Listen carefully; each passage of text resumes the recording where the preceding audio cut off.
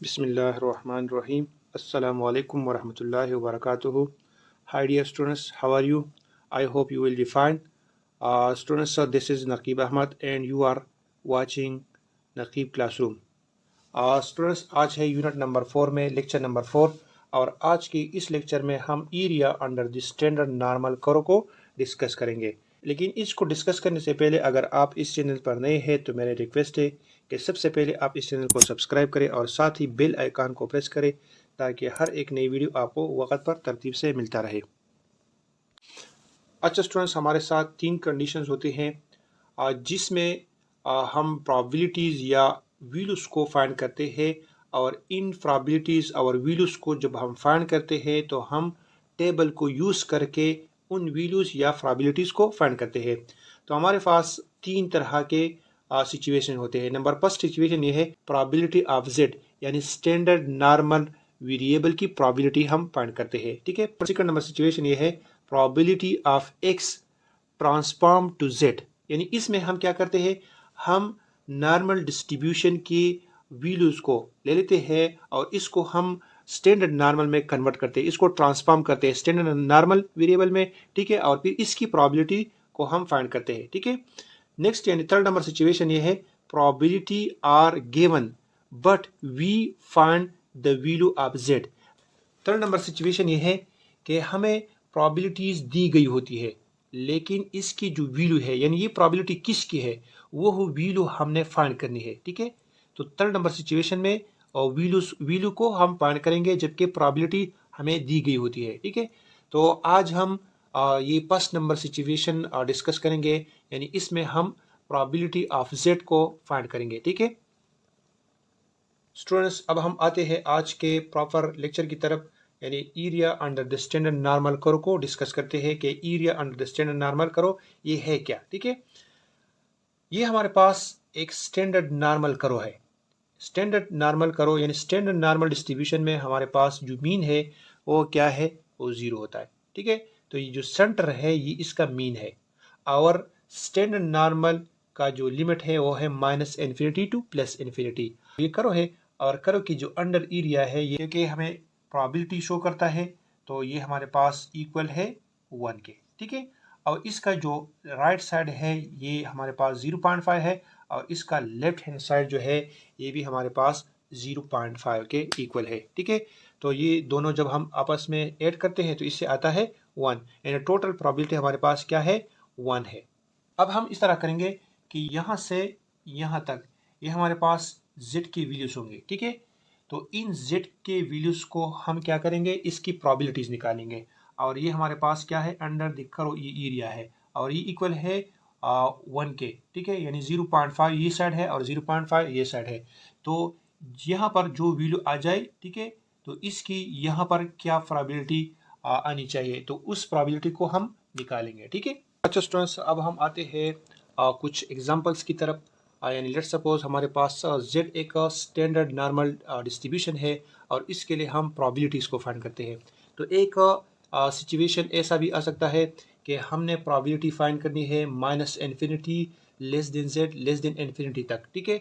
यानी हम एक स्केच बनाएंगे और इस स्केच में हम -∞ टू +∞ ये एरिया जो अंडर द कर्व है यानी इसकी प्रोबेबिलिटी हमने फाइंड करनी है।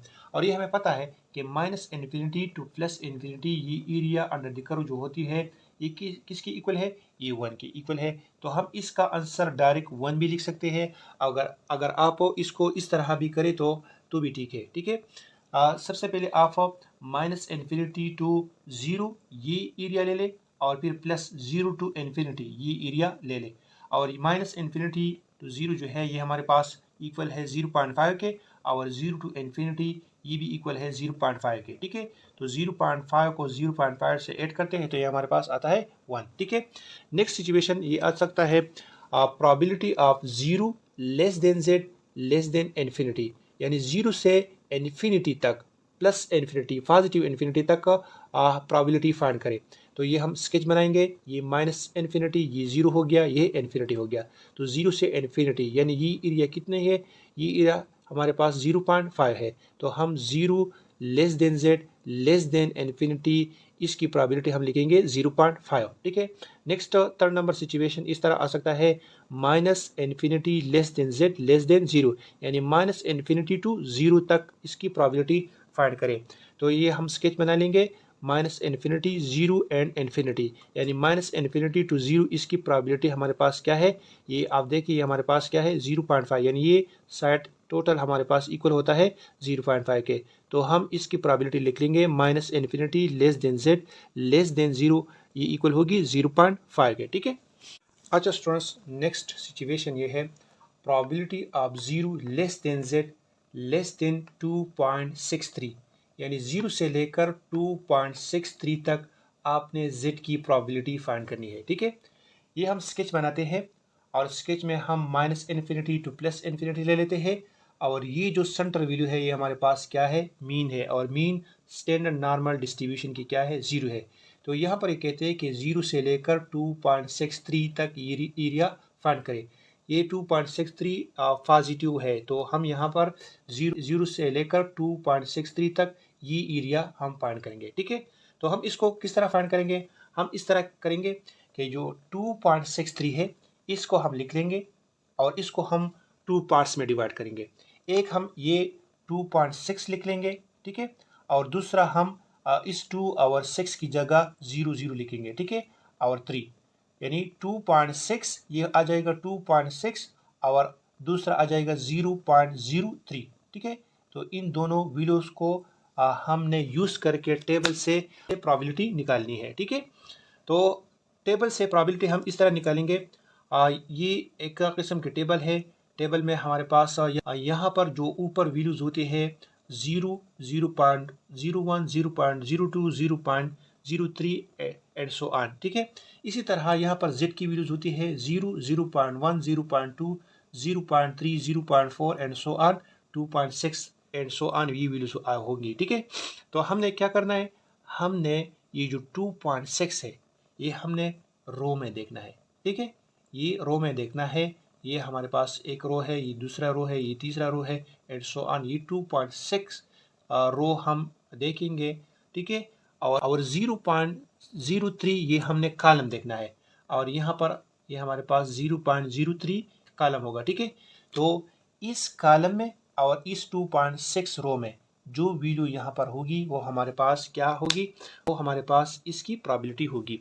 ये टेबल की तरफ आप देखें, ये बुक है, तो इस बुक में आप देखें ये हमारे पास वैल्यूज है 0, 0.01, 0.02, 0.03 एंड सो ऑन। ठीक है। और ये हमारे पास क्या है, ये हमारे पास z की वैल्यूज है, यानी 0, 0.1, 0.2, 0.3 एंड सो ऑन।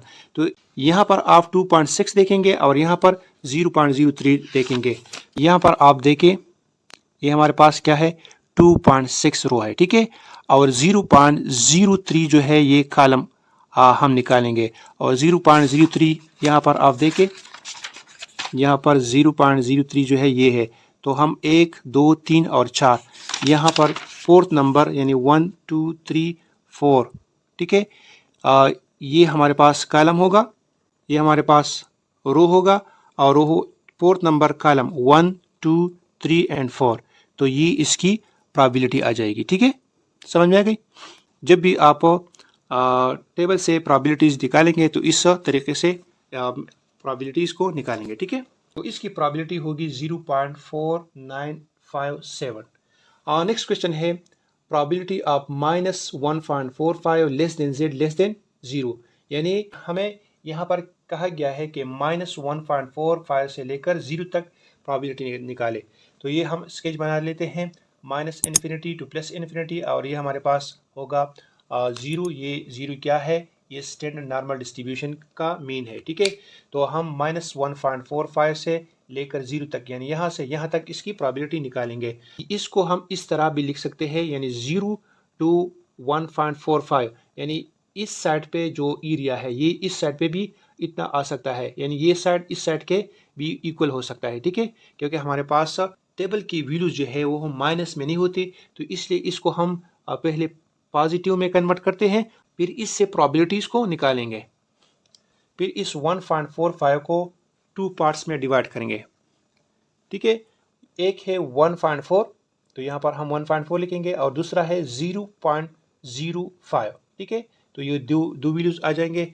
तो हमने 1.4 को रो में देखना है, ठीक है, और 0.05 को कॉलम में देखना है, ठीक है।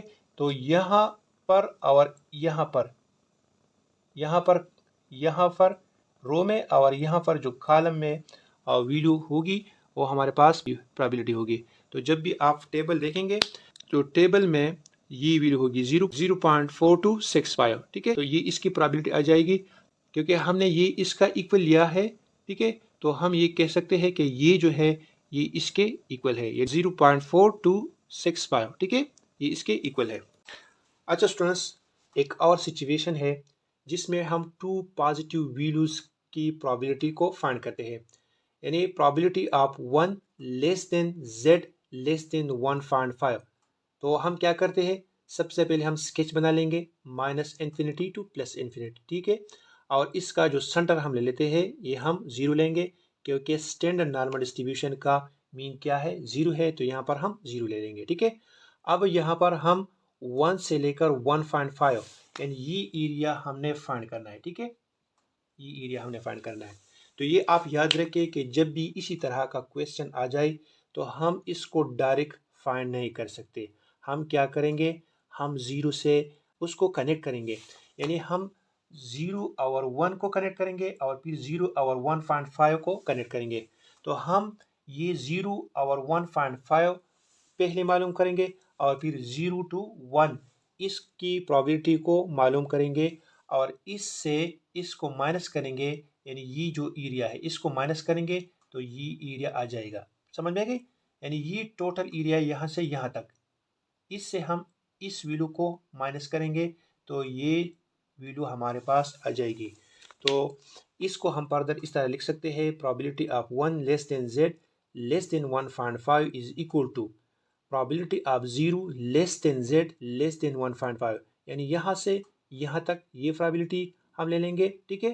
फिर minus probability of 0 less than z less then 1 और फिर यहाँ से इस 1 तक प्रोबेबिलिटी हम ले लेंगे, ठीक है। तो अब हम टेबल को यूज करके इसकी प्रोबेबिलिटी निकालेंगे, फिर इसकी प्रोबेबिलिटी निकालेंगे। तो हम इसकी प्रोबेबिलिटी जब हम निकालते हैं 1.5 को, तो 1.5 को हम 1.5 एंड 0.00 लिख सकते हैं। तो हम 1.5 को रो में देखेंगे और 0.00 को कॉलम में देखेंगे, ठीक है। तो इससे जो वैल्यू आती है ये हमारे पास 0.4332 आ जाएगी, ठीक है। और 0 to 1 है, यानी 1 की प्रोबेबिलिटी हम निकालेंगे। तो हम इस तरह करेंगे कि 1 को जो है 1 को 1.00 लिख सकते हैं और इसको फर्दर 1.0 और 0.00 लिखेंगे, ठीक है। फिर इसकी प्रोबेबिलिटी हम टेबल से निकालेंगे जो कि है 0.3413, ठीक है। अब इससे इसको माइनस करेंगे तो ये हमारे पास आ जाएगी 0.0919, ठीक है।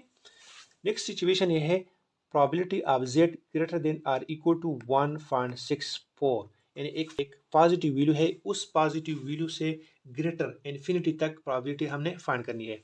तो ये हम स्केच बना लेंगे -∞ टू +∞, और ये हम 0 ले लेंगे और यहाँ पर ले लेंगे 1.64, यानी यहाँ पर ये कहते हैं कि 1.64 यानी इससे ग्रेटर एरिया, तो इससे ग्रेटर एरिया ये है, तो ये कहते हैं कि इसकी प्रोबेबिलिटी आप फाइंड करें।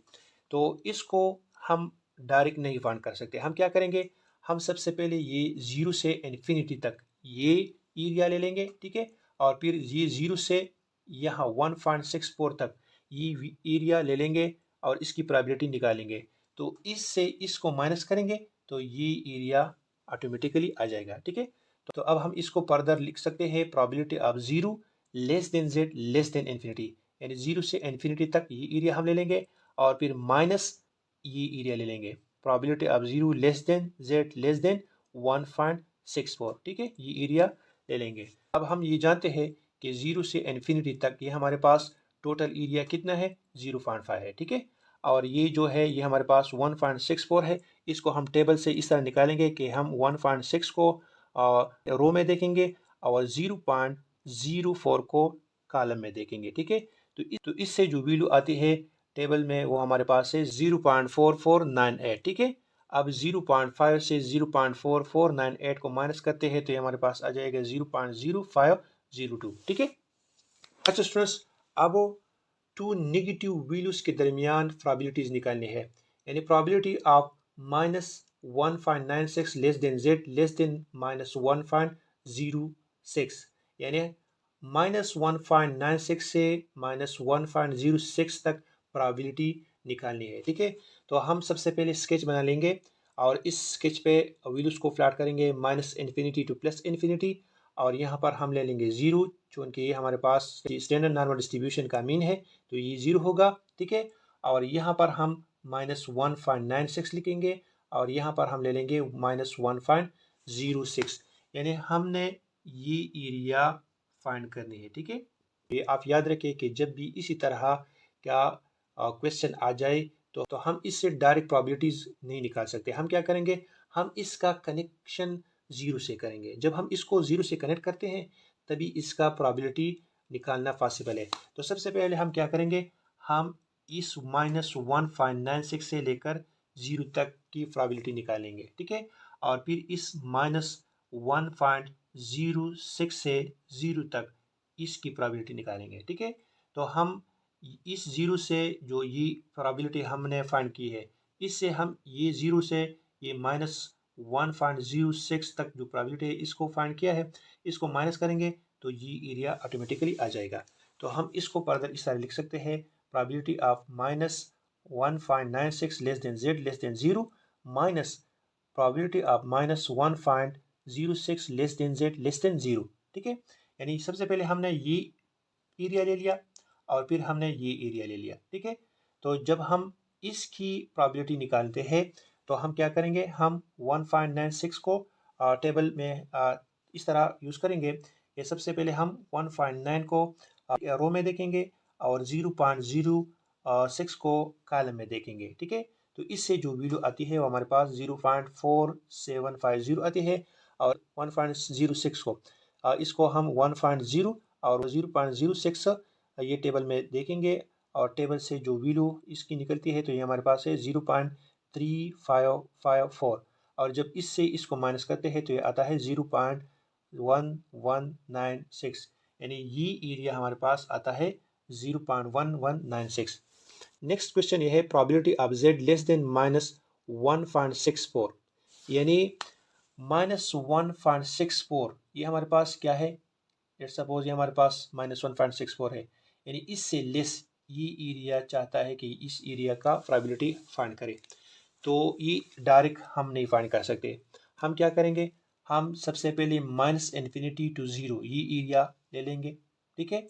और फिर हम इस -1.64 से लेकर 0 तक ये एरिया ले लेंगे। ठीक है। और फिर इससे इसको माइनस करेंगे तो ये एरिया आ जाएगी। ठीक है। तो हम इसको फर्दर इस तरह लिख सकते हैं, probability of infinity less than z less then 0। ठीक है।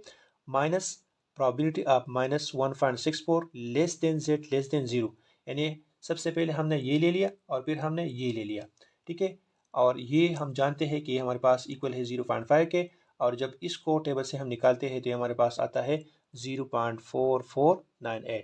ठीक है। और जब इससे इसको माइनस करते हैं तो हमारे पास आता है 0.052। ठीक है। स्टूडेंट्स, नेक्स्ट सिचुएशन ये है कि हमारे पास 2 वैल्यूज होंगे, एक निगेटिव में होगी और दूसरा पॉजिटिव में होगी, यानी निगेटिव से पॉजिटिव तक आपने प्रोबेबिलिटी निकालना है। ये हमारे पास है probability of -1.70 less than z less then 1.25। ठीक है। यानी -1.70 से लेकर 1.25 तक प्रोबेबिलिटी निकालना है। ठीक है।